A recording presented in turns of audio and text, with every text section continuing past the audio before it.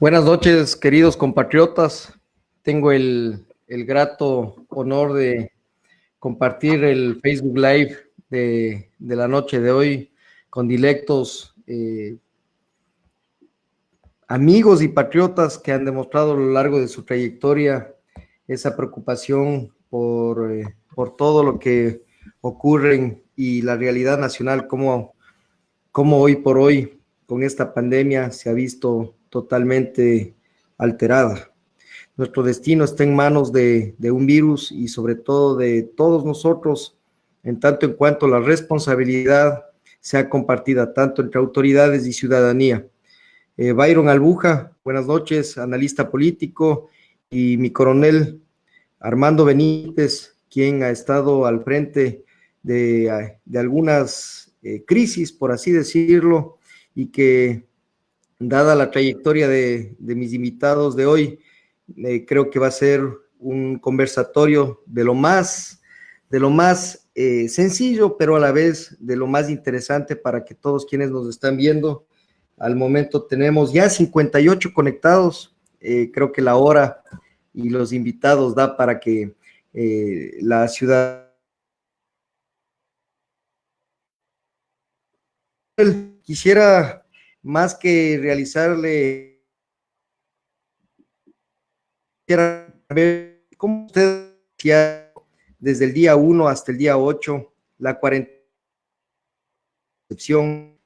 decretado por el gobierno de Moreno. Buenas noches. Muy buenas noches, estimados amigos, a todos los que nos están viendo estos temas muy importantes que al momento estamos viviendo.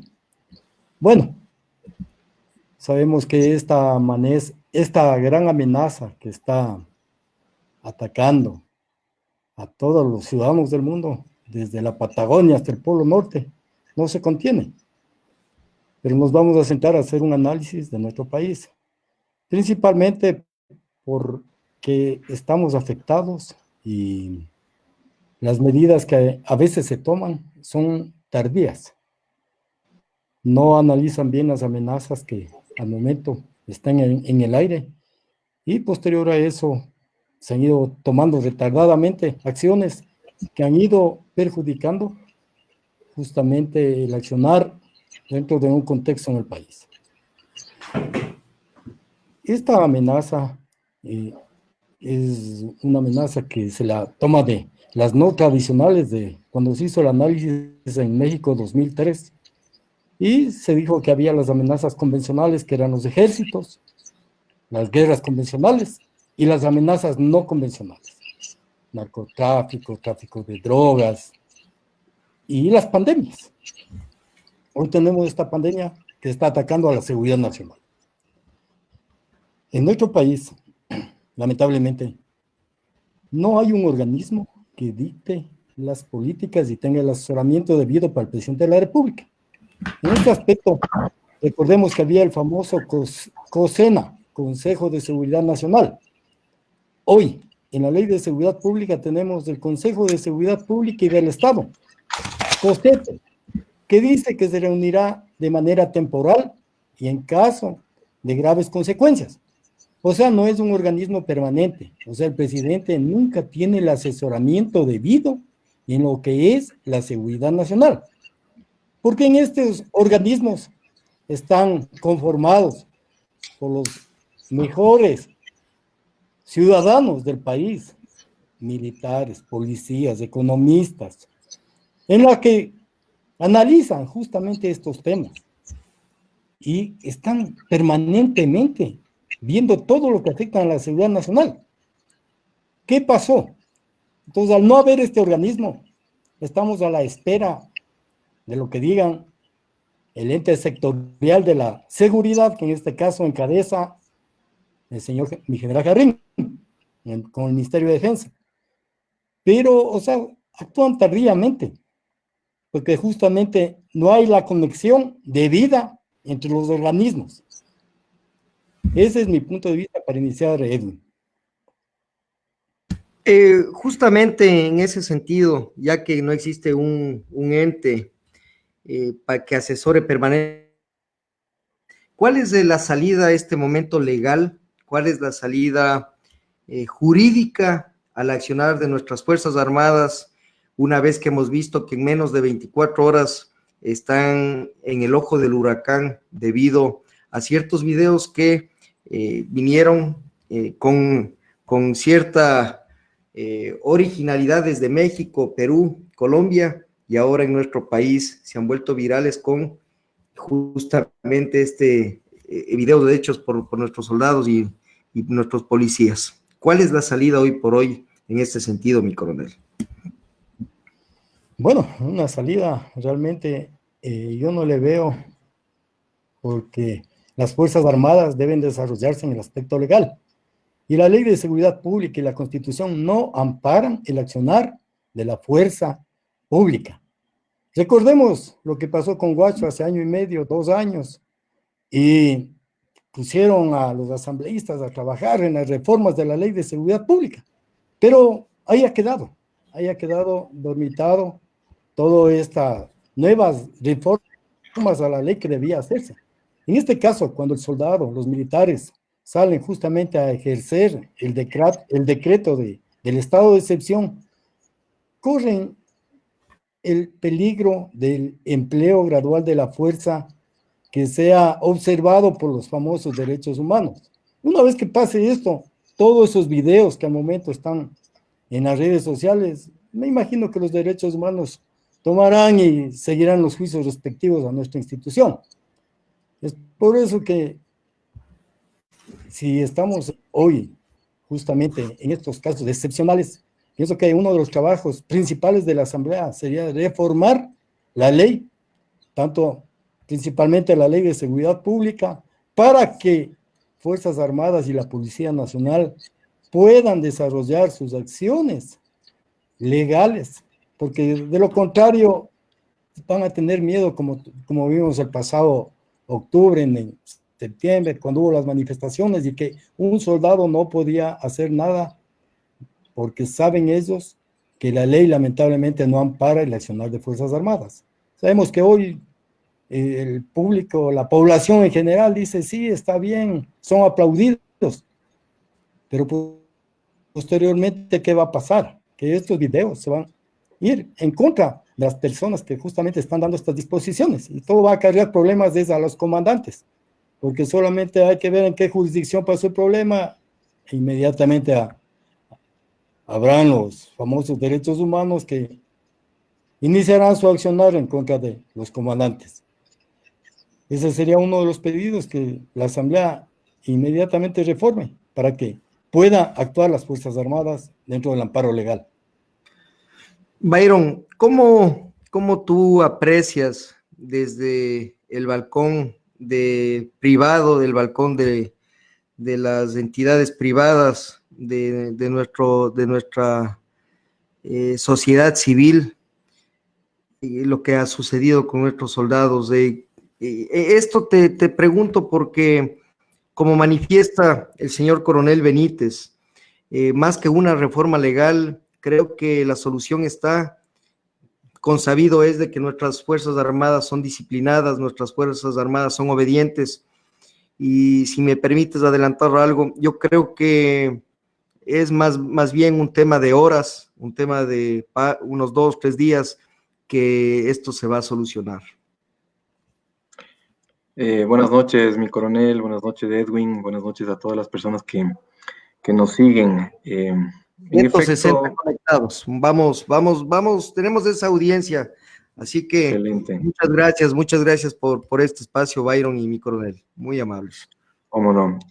Bueno, ya se difundió en redes sociales, se hizo viral algunos videos de justamente algunos miembros de Fuerzas Armadas que estaban castigando a algunos jóvenes, más que nada, que principalmente en zonas muy rurales se ve también, estaban incumpliendo el toque de queda.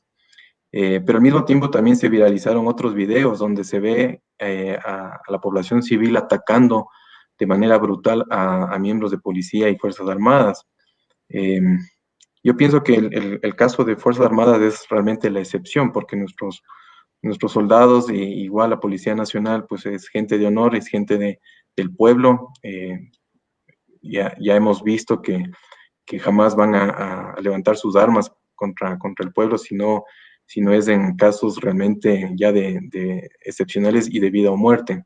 Entonces, lo que se ve es realmente, digamos, a las instituciones que están frenteando la emergencia sin los recursos necesarios. Esto es realmente lamentable, es difícil de solventar porque tenemos un Estado, digamos, caótico, con instituciones que fueron desmanteladas por tantos años de correísmo. Y claro, hoy en día las Fuerzas Armadas tratan de hacer lo que pueden con lo que tienen. Entonces, en este sentido, pensaría que estos videos son la excepción, que se van a dar los correctivos del caso para que no suceda, pero al mismo tiempo nos llama la atención la debilidad de nuestras instituciones, porque están claras las sanciones para las personas que incumplen el toque de queda. La pregunta es cómo se instrumentan estas sanciones. O sea, se habla de $100 la primera vez, de $400 la segunda vez. ¿Cómo se instrumenta esto? Porque la gente está desobedeciendo y al mismo tiempo también, también nos trae a la reflexión el por qué la gente irrespeta un toque de queda. De la misma forma que sucedió en octubre del año pasado. Y sabemos que la idiosincrasia de nuestro pueblo, las condiciones en las que viven, afectan muchísimo el dar cumplimiento a este tipo de medidas. Imagínate gente que no tiene aire acondicionado en la costa, gente que no tiene internet, gente que no tiene los servicios completos, los servicios básicos. Es gente que su vida está y su dependencia está en la interrelación con el resto de personas. Entonces, obligarles a que estén metidos 24 horas en sus humildes hogares, en sus humildes casas, sin las condiciones adecuadas como la tenemos nosotros, que gracias a la tecnología estamos muy cómodos desde nuestras casas, viendo cómo se desarrolla esta emergencia, ¿no? Entonces, eso también resalta muchísimo a la vista el tema del incumplimiento de ciertos sectores que se notan que son los estratos más bajos de nuestra sociedad, hablando socioeconómicamente hablando. En ese sentido, coronel Benítez, usted que estuvo muy de cerca en la emergencia de octubre del año pasado, ¿cómo lograr que en el plano estratégico, en el plano operativo, cómo lograr que los COEs, los comités operacionales de emergencia, logren esas órdenes políticas operativizar de la manera más social, como dice Byron, para que no afecte ni a la sociedad ni a quienes están ejecutando las órdenes, que son nuestros soldados y nuestros policías? De hecho, fue uno de los, para terminar la idea, fue uno de los mayores éxitos que tuvieron, a pesar de que las redes sociales nos pero fue un éxito operacionalmente hablando, la reacción de nuestras patrullas. En ese sentido, esto funciona el día de hoy. Bueno, yo aquí recomendaría 2 acciones que se deberían darse. La una, el establecimiento permanente del Consejo de Seguridad Pública del Estado.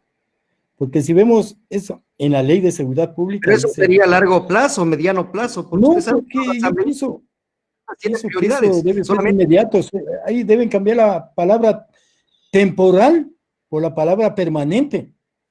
Porque justamente, solamente cambiando esa palabra, yo pienso que van a estar los mejores ecuatorianos conformando este organismo, en donde pueden, justamente, una de las misiones, conformar equipos disciplinarios para entrenarles a todos los miembros de los COEs, para hacer ejercicios simultáneos en las diferentes provincias de diferentes desastres naturales. Porque cuando nosotros conformamos los COEs, vemos a gente empírica, vemos a gente que a veces políticamente le conviene otras cosas, pero no ven con el interés nacional que vemos los militares. Los militares vemos, o sea, la solución, nosotros vemos lo que debe hacerse, pero hay veces que el poder político no se deja asesorar. Y es por eso que ocurre algunas situaciones que tardíamente, al tomar la decisión de los COE, se demoran mucho, porque están analizando qué problema político les va a traer, y no están viendo lo que el militar ve, la amenaza, el riesgo que ya está ahí, y que se deben tomar decisiones inmediatas. Yo justamente hoy estaba asesorando que se haga inmediatamente un plan de abastecimientos, porque las ciudades se van a desabastecer, están cerrando las vías diferentes provincias, entonces ya debería, ahí el ECU principalmente, a base de esa potencial que tenemos las cámaras de video en tiempo real, monitorear cómo están los centros comerciales, cómo están los centros de abastecimiento, los mercados, para ver si hay o no haya desabastecimiento, y formar, organizar los convoy con la empresa privada, las instituciones que tengan que ver, para que justamente, esto va a pasar, Edwin, en 10 o 8 días, va a haber un desabastecimiento total. Entonces ya deben ver estos riesgos, estas amenazas que van a venir a la ciudadanía. Entonces, todas estas consideraciones debe tomarse en cuenta. Si tenemos una educación de seguridad nacional desde el más alto nivel, como es en los diferentes países, gradualmente todas las autoridades van a tener ese entrenamiento, esa previsión, y los que estén en los organismos que tengan el mando, principalmente Secretaría de Gestión de Riesgos, en las gobernaciones, en los lugares donde estén los coordinadores políticos de la seguridad, van a ser gente preparada, y no lo que empíricamente a ellos se les ocurre en ese momento hacer, sin la debida experiencia y conocimiento, porque la seguridad viene del conocimiento, la experiencia de años que tiene, no se improvisa en seguridad. El primer error es el último. Entonces, partiendo de esas cuestiones, pienso que esta debe ser una lección aprendida para hacer algunas reformas, tanto en la ley, como digo, de seguridad pública, y justamente que todos los entes políticos tengan entrenamientos, tengan el conocimiento y la experiencia en lo que es seguridad nacional. En ese sentido, Carlos Buestán nos dice: esos COEs cantonales no sirven para nada. Ahí están al frente personal bachiller. ¿Cómo tú ves el accionar de tanto de los COEs como hoy por hoy informando a las sociedades? Hablamos de la Secretaría, como la vocera, en un inicio los 2 primeros días lo hizo la ministra de Gobierno. En fin, ¿cómo debería ser canalizada la estructura frente a la emergencia? Como bien lo ha señalado en el caso de una de las opciones que manifiesta el coronel es golpearle las puertas a la Asamblea y que inmediatamente revise la ley de seguridad pública y del Estado, y que estemos con, justamente veo comentarios que manifiestan de que deben ser organismos permanentes. Esto va para largo. Byron, ¿cuál sería en ese sentido la mejor estructura desde el punto de vista del mundo civil de ustedes?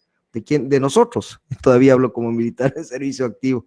De todos nosotros. Bueno, definitivamente, como decía mi coronel, se requieren reformas para que esto no vuelva a suceder. Se evidencia justamente lo que decía, la debilidad de nuestras instituciones, y claro, muchas de estas fueron desmanteladas por el gobierno anterior. Desde la perspectiva civil, más bien en esta emergencia lo que la sociedad está haciendo es un apoyo mayoritario a las medidas de permanecer en casa, y apoyo igual a todos los profesionales que están poniéndole el pecho a las balas, ¿no? Hablando de médicos, hablando de enfermeras. Pero estamos de shock, Byron. Mi coronel, de la misma forma, lo que estamos manifestando son medidas a mediano plazo. Créame que la Asamblea, por más urgencia que estemos, no se va a reunir. Byron, medidas educativas no van a haber. Entonces, en ese sentido, ¿cuáles son las medidas a corto plazo para que esto cambie de la noche a la mañana? Tenemos un virus que está con un Mira, rango exponencial. desde la perspectiva de corto plazo, yo pienso que esta emergencia nos va a dejar ciertas lecciones positivas, ¿no? La opción del teletrabajo, que muchas empresas todavía eran resistentes a implementarlas en sus instituciones, esta fue, digamos, ya la razón por la cual en el futuro muchos profesionales, como en el caso mío, que me dedico a la gestión de proyectos y a la gestión de riesgos, podemos hacer trabajos desde nuestras casas o desde cualquier punto que tenga acceso a Internet. Esto, digamos, tenemos que también tratar de evaluar desde el punto de lado positivo, eh, porque estamos en un proceso de evolución también digital y nuestro país ha estado de cierta manera relegado en ese sentido. No sé qué porcentaje habría que investigar de la población tiene acceso digamos, a banda ancha de Internet y tiene la posibilidad de trabajar desde sus casas. El problema grave está en aquellas industrias que requieren de mano de obra presencial, donde sí estamos anticipando unas pérdidas millonarias y posiblemente despidos masivos. A pesar de que el gobierno haya decretado que no se van a dar despidos, ya en la práctica una empresa para mantenerse a flote eventualmente va a tener que recurrir a despidos, en algunos casos tal vez pequeños y en otros casos tal vez más significativos. Esto de lo que yo he podido conversar con todas las personas del ámbito civil se va a dar en muchas empresas y no solamente en Ecuador, sino a nivel mundial, porque es una crisis inédita en el mundo, ¿no? En ese sentido, ya que estamos tratando de analizar también los pros en medio de la desgracia, ¿cómo las reacciones tanto de las entidades públicas frente a la emergencia, como el rol que deben hoy por hoy jugar la empresa privada y los diferentes gremios? Byron, en ese sentido, ¿hasta qué punto podría, sabiendo que esto durará 3, 4 meses más, hasta qué punto podríamos comenzar y hablar de las conocidas APP, que mucho de esto, mucho se habló en la década pasada y que fue uno de las mayores formas para llevarse el dinero del Estado?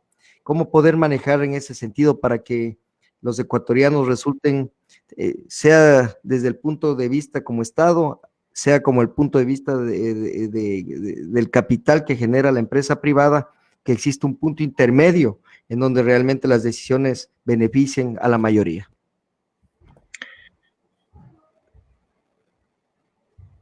Lo que estamos viendo es que todavía la empresa privada no ha podido reaccionar, ¿no?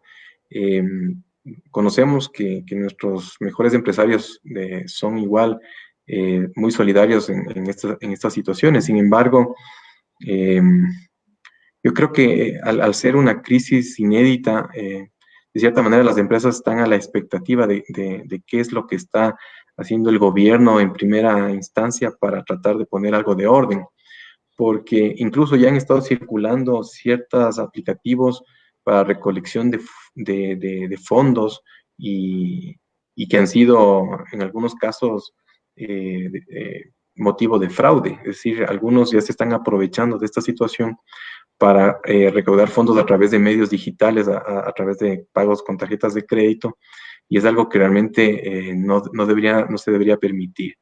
Eh, yo creo que vamos a llegar a un acuerdo nacional con los principales actores. En este caso, uno de los fundamentales va a ser la banca privada a todo nivel, ¿no? Desde microcréditos hasta los créditos empresariales, donde vamos a tener que llegar a un acuerdo donde todos podamos tener un nuevo escenario, un nuevo país donde podamos recomenzar todos estos procesos productivos que se detuvieron y que en algunos casos, quién sabe, lleven a la quiebra a muchos empresarios.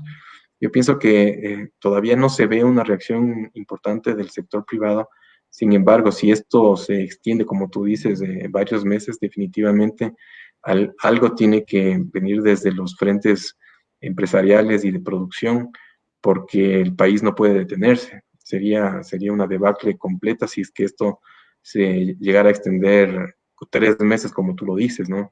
Por eso ya estamos viendo en que otros países están hablando ya de empezar a activar el motor productivo con otro tipo de medidas, con el aislamiento absoluto de las personas, de los adultos mayores. Habría que analizar bien si ese es un camino viable en este tipo de crisis, una pandemia que no se ha visto nunca, ¿no? Donde Italia y España están pagando justamente el precio de tomar decisiones tardías, como decía mi coronel, y justamente deberíamos tratar de aprender de las malas lecciones y también de las buenas, como conversábamos hace un rato en las estadísticas. No hace falta ser un genio para darse cuenta los países que tienen alto número de contagios, pero baja incidencia de muertes. Entonces entre esos países está Alemania, está Suiza, está Bélgica, está Israel también creo, Canadá. Entonces, yo creo que ahí está algunos algunas insights, como decimos, en el ámbito de la analítica de datos, que tranquilamente nos pueden servir para determinar las mejores medidas de aquí al futuro. Definitivamente el panorama es sombrío, el panorama económico es sombrío, y posiblemente por esta situación que nos cogió a todos desprevenidos es que vemos a un sector privado todavía eh, sin las herramientas y las armas para poder plantear algo, ¿no? O sea, imagínate empresas que pueden estar quebrando, ¿qué tipo de aporte pueden darnos en este sentido? Las únicas que están flotando son las grandes empresas de distribución de alimentos, ¿no? Y no sé hasta qué punto las tiendas de barrio, en cierto sentido, son de las pocas actividades comerciales que no están prohibidas en esta emergencia. Hay que ver, hay que analizar, como te digo, tomar los mejores ejemplos de lo que está sucediendo en otros países y tratar de no repetir los mismos errores, porque es catastrófico. Lo que está sucediendo en España ya lo estamos viendo aquí. Eh, Ciudadanos que están falleciendo en sus hogares sin el cuidado del caso, ¿no? Es una situación terrible. Mi coronel, ¿qué hacer con el batallón San Lorenzo que está en cuarentena? Sé que hay algunas unidades militares más. Eh, ¿cómo, ¿Cómo poder entender una unidad tan sensible que esté en frontera, que tiene semejante amenaza en todos sus frentes, que estén dos contagiados y que yo no entiendo cómo se puede tener en cuarentena una unidad en donde un contagiado puede contagiar al resto? Sí, ¿cuál es la salida para este tipo de unidades que están eh, sufriendo este tipo de condiciones por el coronavirus? Y como dice Byron, ¿cómo lograr canalizar la logística que tanto necesitan nuestros hombres, nuestras Fuerzas Armadas, nuestra Policía Nacional para enfrentar esta amenaza cuando es un enemigo totalmente asimétrico, es un riesgo? No podemos hablar no sé si es que en el argot de la planificación estratégica militar se puede considerar como una amenaza el COVID-19. Bueno, estamos pagando graves errores, graves consecuencias de la época correísta, en donde estos 10 años prácticamente a Fuerzas Armadas le prácticamente acabó con su capacidad operativa y algo su capacidad de reacción. Solamente recordemos que el rancho todavía continúa en $3. Un sistema de salud que depende del sistema de salud nacional. Eso quiere decir que la mayoría de los hospitales militares no funcionan. No funcionan los policlínicos.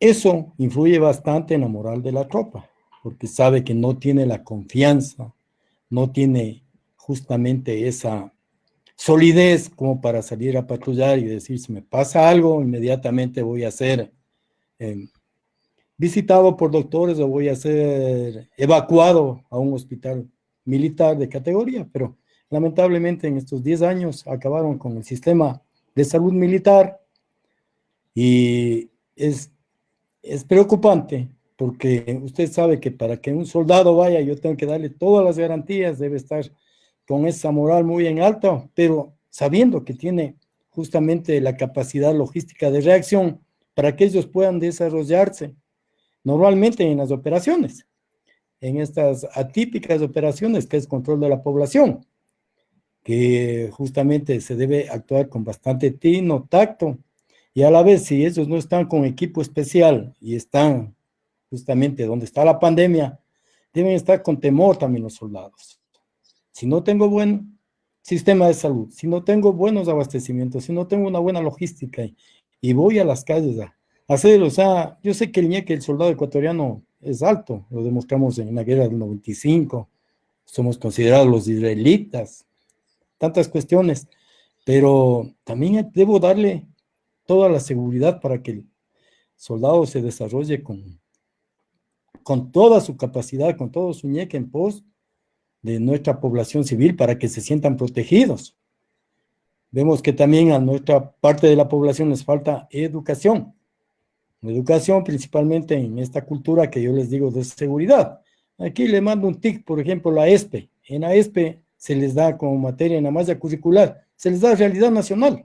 Y dentro de realidad nacional se les enseña todo como es la ley de seguridad, cómo se organizan los COEs. Entonces ya todos los estudiantes, un graduado de la ESPE tiene la noción de lo que es la seguridad nacional. En el resto de universidades he visto las mallas curriculares y no tienen eso.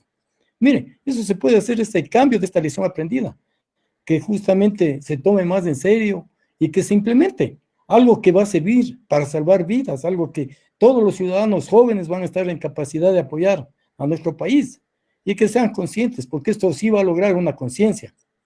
Son ejemplos que se debe tomar, copiar de otros países, las cosas buenas y también de la iniciativa que a lo largo del tiempo hemos ido adquiriendo los diferentes oficiales en los diferentes cursos.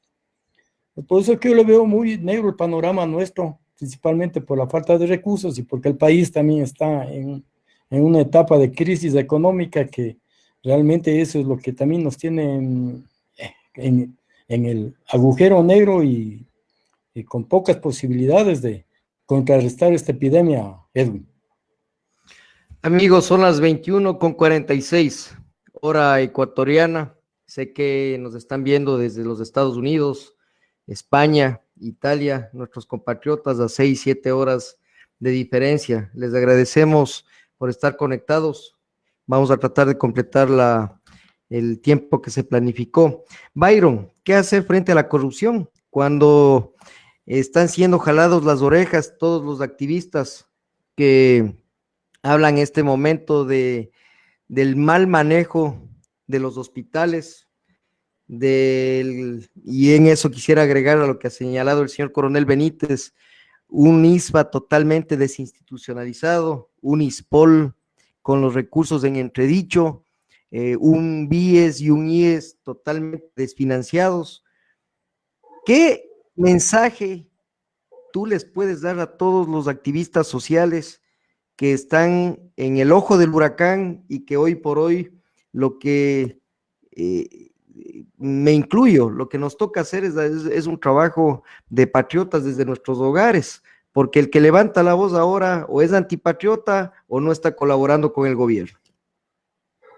Exactamente, lo hemos visto en redes sociales, como cualquier comentario puede ser tergiversado en odio y cosas por el estilo.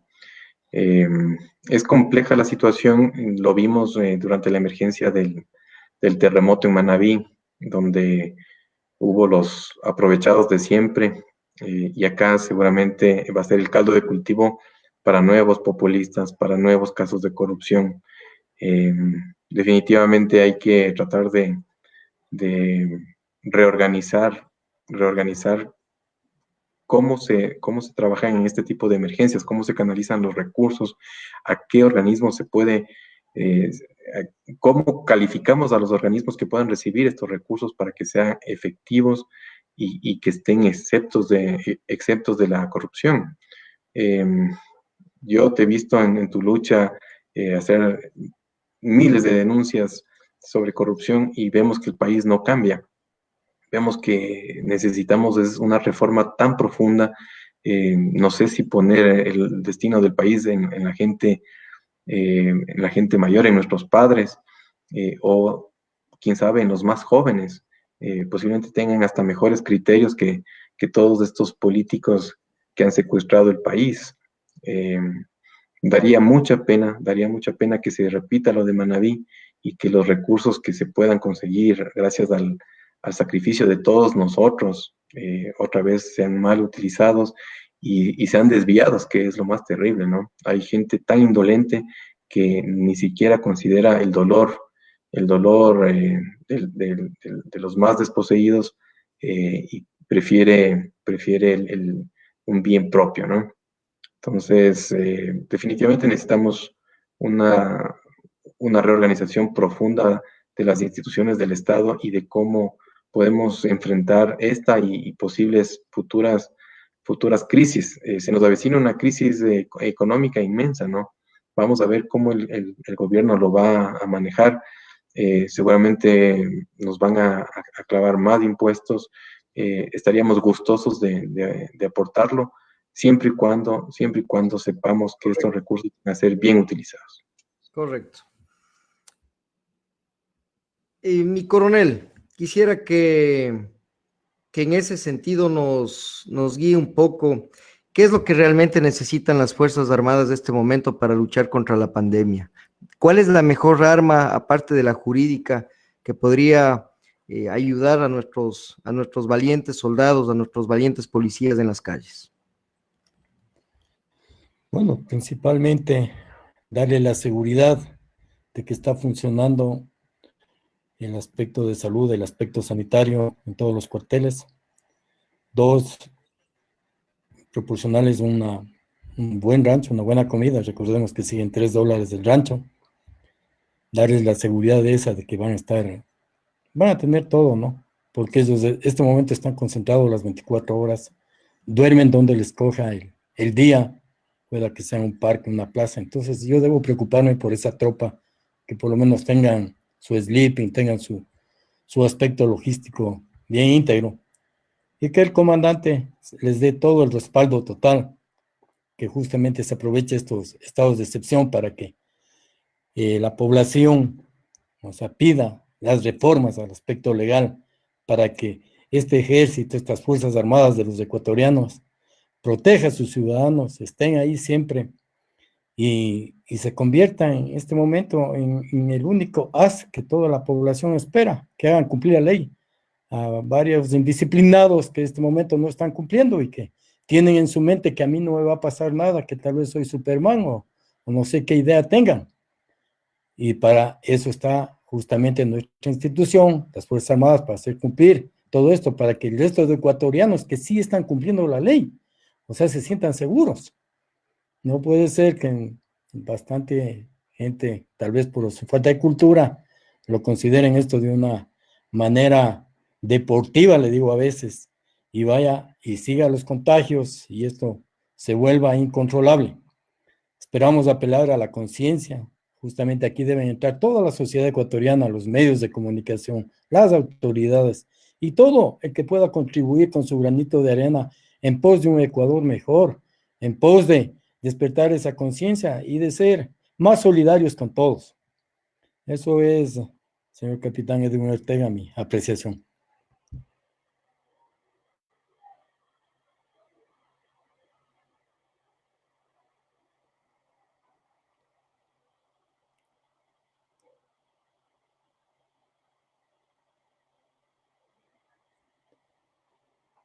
Esperamos a que a todos los amigos en sus comentarios poderles contestar y que justamente en estos foros nos den más ideas para ir mejorando como ecuatorianos, ir mejorando las instituciones y tener autoridades que justamente se conduelan de la gente que sí cumple y que para eso se analice y se escoja bien las personas que nos representan en la asamblea para que esas leyes sean cambiadas y justamente se tenga unas instituciones con una capacidad de respuesta para estas catástrofes naturales, de estas pandemias y diferentes amenazas que puede haber para el resto de ecuatorianos.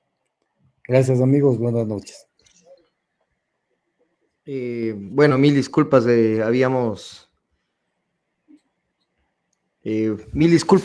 tenido una falla de internet.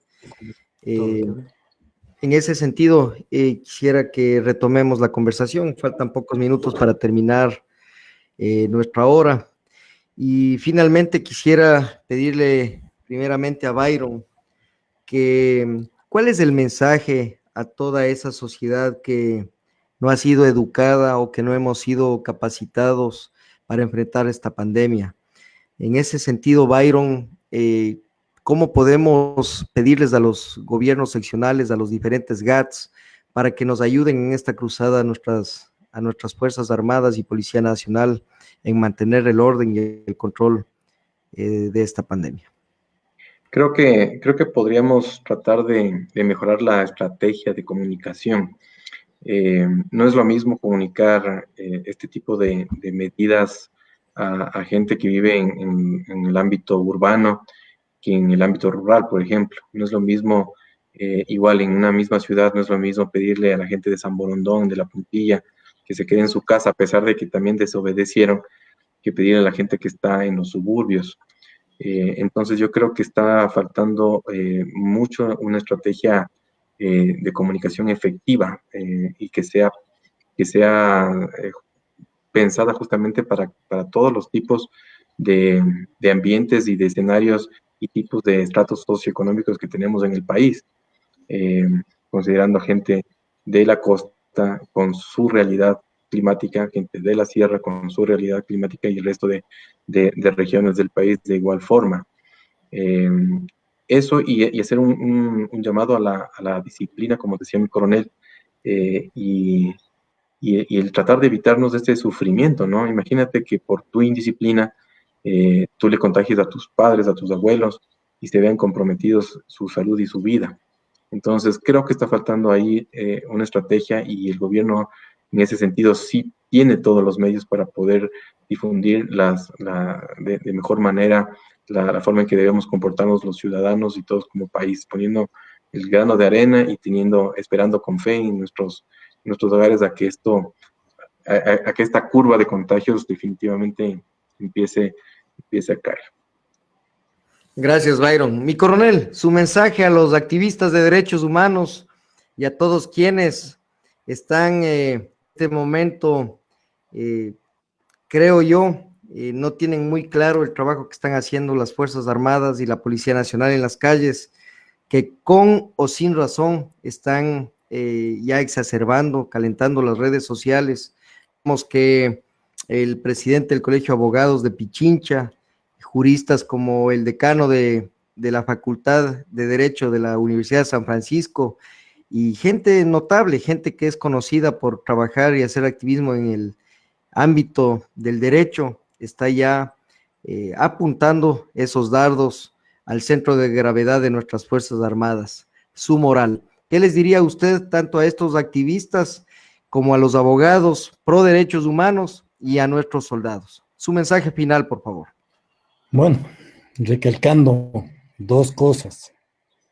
El organismo debe ser permanente, el Consejo de Seguridad Pública y del Estado, y ahí deben estar los mejores ecuatorianos, asesorando a las autoridades en la seguridad nacional. Dos, los asambleístas que no se duerman, que hagan las reformas inmediatas a la Ley de Seguridad Pública para que tengan justamente el sustento legal y puedan emplearse la fuerza pública, Policía Nacional y Fuerzas Armadas. A los derechos humanos, igualmente, que vean los que estamos cumpliendo la ley, o sea, nosotros, los que estamos cumpliendo el quédate en casa, los que no permitimos que se sigan desarrollando las labores del país, pero también hay el grupo de indisciplinados que nos están afectando a la mayoría que estamos cumpliendo la ley. Y estos derechos humanos van a ir justamente frente a las instituciones que van a hacer cumplir. Entonces aquí deben analizar bien y ver qué pasa con la mayoría, pues, qué quiere la mayoría. Ya nuestros soldados, todo el pueblo confía en ustedes.